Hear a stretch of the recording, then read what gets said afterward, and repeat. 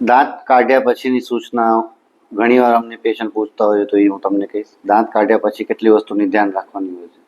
સૌથી પહેલી વસ્તુ કે 24 કલાક સુધી બહાર નથી થૂકવાનું. જે પણ થૂક આવે કે લોહી આવે બધું અંદર ઉતારી જવાનું છે.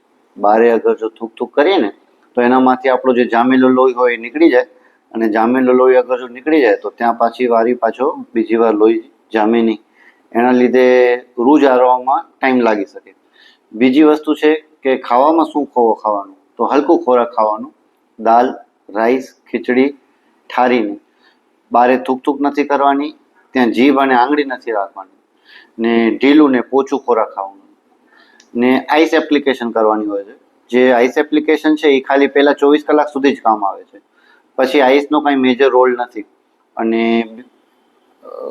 24 કલાક પછી નવસેકા મીઠાવાળા પાણીના કોગળા કરવાથી ત્યાંથી રૂજ જલ્દી આવી જાય છે. અને મેડિસિન જે છે એ ઇન્જેક્શનનો અસર ઉતરે એની પહેલાં જ ખાવાની છે. શું કામ કે ઇન્જેક્શનનો અસર ઉતરે એટલે દુખાવો ચાલુ થઈ શકે, ને મેડિસિન બધી ટાઈમ પર લેવાની છે. આટલીક વસ્તુની ધ્યાન રાખશો તો દાંત કાઢ્યા પછી કાંઈ જ પ્રોબ્લેમ નહીં આવે. Thank you.